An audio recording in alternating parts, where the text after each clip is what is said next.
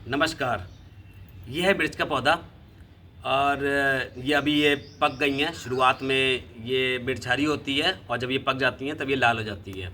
मैं आपको ये बताऊंगा कि इसको घर में उगाना कितना आसान है और जो हमारे किसान भाई हैं वो इसकी खेती करके एक व्यवसाय के तौर पे भी इसका उपयोग कर सकते हैं। तो दोनों ही तरीके मैं आपको बताऊंगा आज। सबसे इम्पॉर्टेंट चीज़ जो होती है किसी भी पौधे को उगाने में, यदि सब्जी की बात करें, स्पेशली सब्जी और फलों की, वो होती है उसकी जलवायु। तो मिर्च को गर्म जलवायु बहुत पसंद है, इसलिए मेनली हम इसको, यदि हम खरीफ के टाइम की बात करें जब हम चावल का उत्पादन करते हैं, तब इसका जून से जुलाई महीना बहुत अच्छा है इसको उगाने के लिए। और कभी आपको जाड़ों में करनी है तो रबी के टाइम जब गेहूं की होती है तब भी आप अक्टूबर से नवंबर में इसकी खेती कर सकते हैं। अब इसके उगाने के 4 स्टेप जो हर एक पौधे में होते हैं मोस्टली। सब्जियों की बात करें तो सबसे पहले बुआई करेंगे हम इसकी, बुआई को जिसे हम इंग्लिश में सोइंग कहते हैं। दूसरा, फिर हम रुपाई करेंगे जिसे हम ट्रांसप्लांटेशन कहते हैं।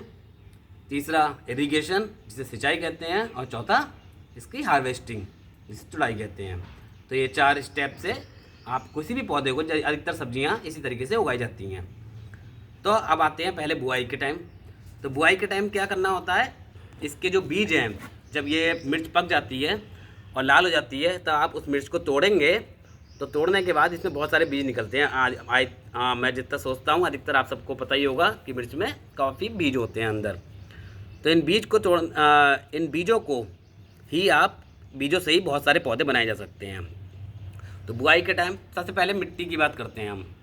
तो मिट्टी जो होनी चाहिए, इसकी दोमट मिट्टी होनी चाहिए और वेल ड्रेन्ड होनी चाहिए, ताकि पानी उसमें अंदर टिके ना। और मिट्टी में आपको खाद डालनी होती है। तो खाद में यदि मैं खेती की बात करूं तो 1 हेक्टेयर यदि हम एरिया लेते हैं एग्जांपल, तो 1 हेक्टेयर में कम से कम 20 से 25 टन गोबर की खाद पड़ी होनी चाहिए। और एनपीके का पड़ना भी बहुत ज़रूरी है।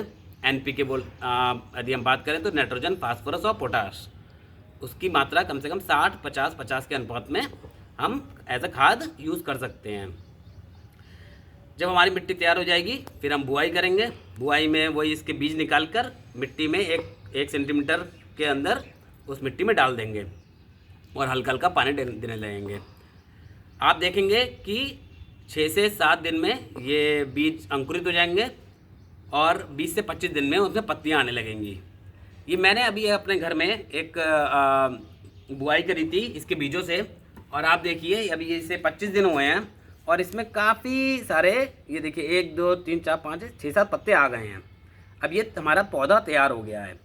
यदि हम खेती की बात करें तो हम जो बुआई करते हैं वो नर्सरी में करते हैं।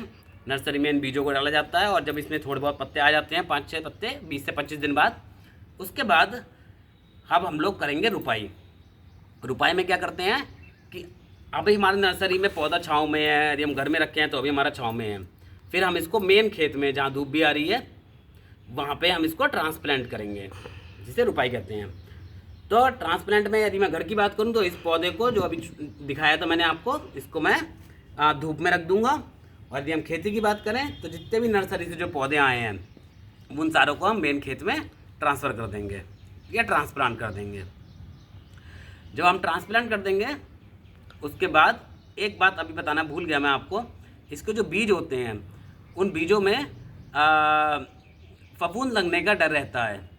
तो उन बीजों को आप क्या करें कि हल्दी का पानी लें या नीम का पानी, उसमें डुबो के रख दें 1 रात के लिए, और अगले दिन सुबह उसको सुखा दें और उसके बाद इसकी बुआई करें, तो फफूंद लगने का डर नहीं रहेगा। अब हमारी जब रुपाई हो जाती है तो रुपाई के कम से कम जब मेन खेत में हमारा पौधा चला जाता है नर्सरी से कम मान लो आप 2 महीने यानी 55-60 दिन के आसपास उसमें हरी मिर्चें आने लगेंगी।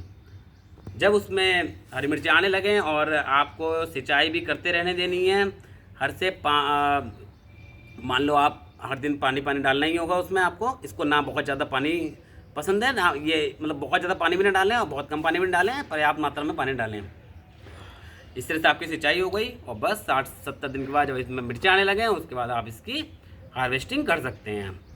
यदि हम खेती की बात करें तो 1 हेक्टेयर, यदि हम एग्जांपल लेते हैं 1 हेक्टेयर एरिया का, तो 1 हेक्टेयर एरिया में यदि हम खाद की बात करें तो 20 से 25 टन गोबर की खाद पड़ती है, और एनपीके जैसे मैंने आपको बताया वो पड़ेगा नाइट्रोजन फास्फोरस पोटास 60-50-50 के अनुपात में। और 1 टन हेक्टेयर में कम से कम 1 से 1.5 किलो बीज डलते हैं, और 1 से 1.5 किलो बीज डलने के बाद उसमें कम से कम 20 से 25 टन हरी मिर्चें आँख का उत्पादन किया जा सकता है। तो व्यवसाय के तौर पर ये बहुत अच्छा है, और घर में तो हर एक को लगा देना चाहिए 5-6 गमलों में, ताकि आपके इतनी हरी मिर्चें आ जाएँ ताकि आपको इंतजार नहीं करना पड़े सब्जी वाले का, है नहीं, और आप अपने घर की हरी मिर्चें और लाल मिर्चों का उपयोग कर सकें अपने घर में। इसके अलावा यदि हम इसकी देख रेख की बात करें तो इसमें 2 तरीके की समस्याएं मैंने देखी हैं। एक तो मैंने आपको जैसा बताया था बीजों में फफूंद लगने का, उसका मैंने आपको इलाज बता दिया। दूसरा, इसकी पत्तियां करली हो जाती हैं, ये एक तरीके का वायरस होता है, ये अधिकतर आपको सब्जियों वाले जितने पौधे हैं उनमें ये पाया जाता है। उसके लिए भी यदि हम ऑर्गेनिक तरीके से बात करें तो हमें जो कीटनाशक है हम नीम का पानी का ही उपयोग कर सकते हैं, सबसे बेस्ट है कीटनाशक के तौर पे। बस आप नीम के पानी का स्प्रे करें इस पर, तो उससे वो करली वाला जो वायरस है वो भी नहीं होगा। आई थिंक मैंने सब कवर कर लिया है। यदि आपको ये वीडियो पसंद आया हो तो आप इसे लाइक करें, सब्सक्राइब करें, और लाइक ज़रूर करें ताकि मुझे उत्साह मिलता रहे ऐसे वीडियो बनाने का। और यदि आपके मन में कोई भी क्वेश्चन है घर में उत्पादन करने के लिए और खेती करने के लिए, तो आप मुझे कमेंट करके बता सकते हैं, मैं आपके समस्याओं का समाधान ज़रूर करूँगा। और बस यही है, धन्यवाद।